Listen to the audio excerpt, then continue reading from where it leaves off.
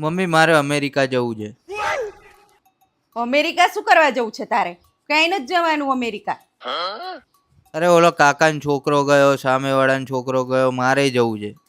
હવે એ તો બધા જાય અને છે ને તને કોઈ નેપાળના નામ વિઝા આપે. અમેરિકાની તો ક્યાં તું વાત કરસ? નેપાળમાં તને કોઈ ના રાખે. અને એ બધા ગયા છે ને તો તને ખબર ના હોય ને તો કહી દઉં, એ છે ને ત્યાં જઈને વાસણો ઘસે છે અને કાં તો છે ને હોટલોમાં પેલા સંડાસો ધોવે છે, કાં તો કોક હોટલોમાં છે ને ચાદરો પાથરે છે અને એવામાં નોકરી કરે છે. અને અહીંયા જોયું તે એને બાપાને કેટલી જમીન હતી, જમીનો વેચીને છોકરાઓને અહીંયા મોકલ્યા છે. હું તો કહું એવા બધા ધંધા કરાતા હશે. અહીંયા મસ્ત જમીન હતી, ખેતી કરી હોત અથવા તો દાળિયા રાખ્યા હોત ને તો એ છોકરો જલસાથી આખી જિંદગી જીવત. અને તારે ક્યાંય જવાનું થતું નહીં. આ તારા બાપને 100 વીઘા જમીન છે, કોણ સાચવશે? અને તું કે સામેવાળાનો છોકરો ગયો. હમણાં માંદા પડ્યા હતા ને તે આજુબાજુવાળા દવાખાને લઈ જતા હતા. એકનો એક છોકરો છે તો એ મોકલી દીધો અહીંયા અમેરિકા. અને મારે તું એકનો એક જ છે, મારે મોકલવાનો થતો નથી. તારે જે ધંધો કરવો હોય અહીંયા કરજે. અહીંયા આપણે દુકાન છે, 100 વીઘા જમીન છે, બધું કોણ સાચવશે? અને અહીંયા મસ્ત શેઠની જેમ જિંદગી જીવી છે. પાણીનો પાલોય હાથે નથી ભર્યો, ત્યાં જઈને વાસણ ઘસવાના છે.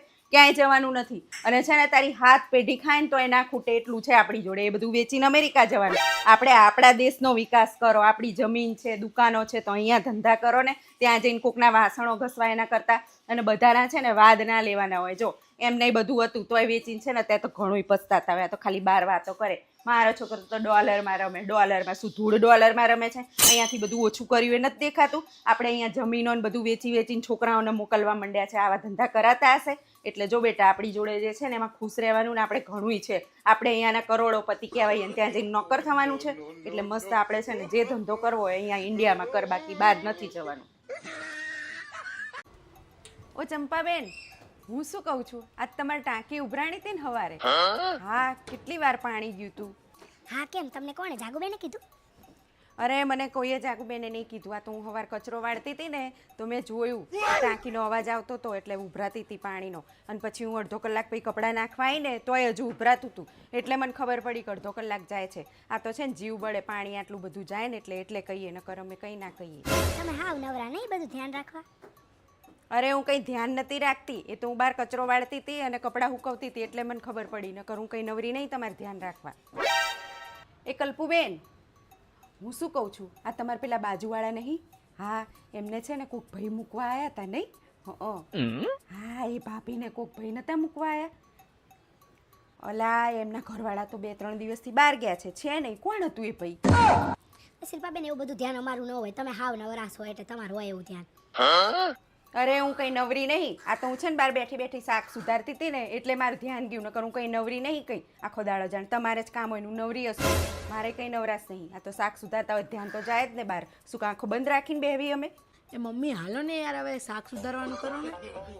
અલી આવું છું, ખબર ના પડે તને. આ તો છે ને બધું ધ્યાન રાખવું પડે થોડું. આપણે કોકનું ધ્યાન રાખીએ ને તો કોક આપણું ધ્યાન રાખે. સાહેબ, જિંદગીમાં એવું નથી કે બધું આપણી ઈચ્છા મુજબ જ મળે, પણ એ ચોક્કસ છે કે જે મળે છે ને એમાં જ આપણું ભલું છુપાયેલું હોય છે. અને જે વ્યક્તિ, જે મુસાફર સંઘર્ષમાં એકલો ચાલી શકે છે ને એ જ દુનિયા બદલી શકે છે. રાધે રાધે. એ કૃષ્ણાબેન, હા હું શું કહેતી હતી, આ તો હું અહીંથી નીકળતી હતી ને તે મેં કીધું આ સોસાયટીની લાઇટ ચાલુ હતી, તે મેં તમારો વારો હતો લાઇટ ચાલુ કરવાનો? ના, તમારો નતો? હાય હાય, મને એમ કે તમારો વારો હશે. મેં કીધું લાય પૂછતી દઉં, કૃષ્ણાબેન ભૂલી ગયા હશે તો મને લાગ્યો લા ચંપાબેનનો વારો હશે. આજ મને એમ કે તમારો વારો હોય, લાઇટ ચાલુ રહી ગઈ, બપોર થઈ ગઈ, લાઇટ ચાલુ હોય. મને બંધ કરતા નહીં આવડતું. કઈ સ્વિચ છે? મારે તો એને પપ્પા ચાલુ બંધ કરે એટલે મેં કીધું મને ના આવડે. અને એને પપ્પા ઘરે નહીં, નકર તો હું બંધ કરી દઉં. તમારે ઘેર પૂછવાના. હા, અને આ ડીશ લઈને હું નીકળાતા? હા, ડીશ લઈને નહીં તો એમ કહું હા મેં ઓલા જાગુબેન નહીં એમના ઘરે છે ને મારી ડીશ હતી, બટાકા પૌવા દીધા હતા ને તે પછી મને યાદ આવી મેં લઈ આવું. અલી કાલ મહેમાન આવ્યા હતા ને મારા ઘરે, તો મારે 6 ડીશો આવી છે, એકેય ઘરે નથી મારી. અને હું શું કહેતી ત્યાં તમે મરચા સુધારેલા પડ્યા એ મારી જ ડીશ છે. અને હું એવું કહેતી હતી કે મારી છે ને 5 ડીશો તમારા ઘરે હશે. આ તો નીકળી હતી ને તો યાદ આવ્યું, ડીશ લેવા નથી આવી. આ તો હું લાઇટનું કહેવાય હતી પણ છે ને મેં જો જોઈ ડીશ એટલે મને યાદ આવ્યું. મેં કીધું તે દી મેં છે ને તમારા ઘેર બટાકા વડા દીધા હતા, ખબર હે?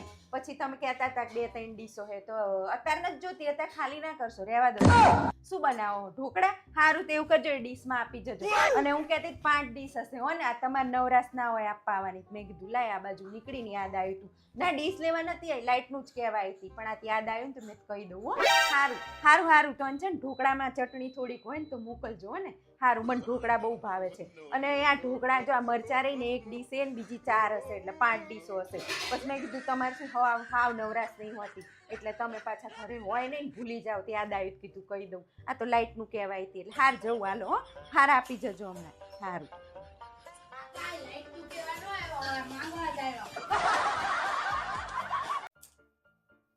ચાલુ કરીને બતાવી દઈશ.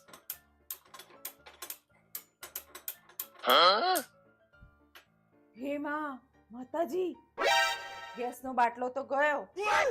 હે ભગવાન, ગેસના બાટલા અત્યારે મળતા નથી ને આ બાટલો જતો રહ્યો, બીજો છે નહીં. હવે શું થશે મારું? ભગવાન, તમને સહેજે મારી દયા ના આવી? તમને એમે ના થયું કે મારું શું થશે? અરે ભગવાન, થોડુંક તો મારી સામું જોવું. આટલી બધી તકલીફ ક્યાંથી મને આપી તમે?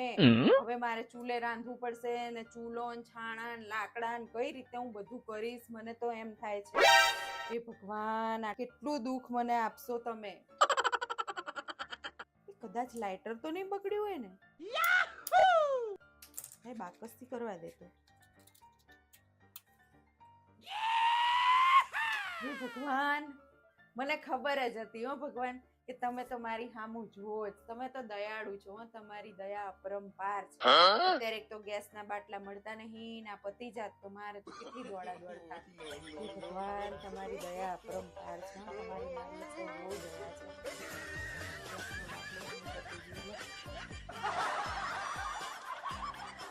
ખુશ રહેવાનું અને બહુ બધી રીલ છે ને પોસ્ટ કર્યા કરવાની. આપણા માટે નહીં, એમના માટે કે જે આપણને ખુશ જોવા નથી માંગતા. એવું નહીં વિચારવાનું કે એ રીલ આપણી નથી જોતા.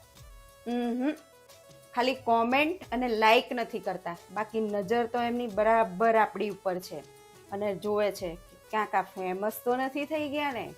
એટલે છે ને મસ્ત એન્જોય કરવાનું, ખુશ રહેવાનું અને મસ્ત રીલ પોસ્ટ કર્યા કરવાની. બધા થાય તેલવાળા.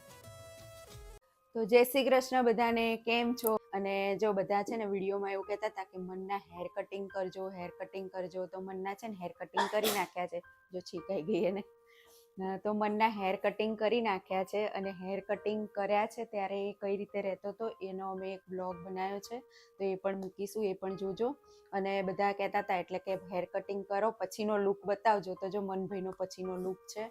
અને ખાસ બીજી વસ્તુ એ કહેવાની છે મારે કે ઘણા બધા વિડીયોમાં કોમેન્ટ કરે છે કે શિલ્પાબેન તમે અત્યારે આ ગયા હતા બહાર, તો મારા બ્લોગ જોયા તો મનને ક્યાં મૂકીને ગયા હતા? તો મન ઘરે જ હતો, કેમ કે એને જે ખેંચ ને એવું આવે છે એટલે એટલો ટાઈમ બહાર ના લઈ જવાય. એટલે ઘરે મારા મમ્મી પપ્પા હતા અને મારા સાસુ બા, એ ત્રણેય થઈ અને મનને રાખતા હતા. અને બા તો એવું કહેતા હતા કે મસ્ત રહેતો તો મન, કે કેમ કે બીજું કંઈ હેરાન નહીં કરતો, ખાલી ખેંચ આવે એનું ધ્યાન રાખવું પડે. અને ઘણા બધા એવી પણ કોમેન્ટ કરે છે કે શિલ્પાબેન તમારું સરનામું આપો અથવા નંબર આપો, અમારે તમને હેલ્પ કરવી છે.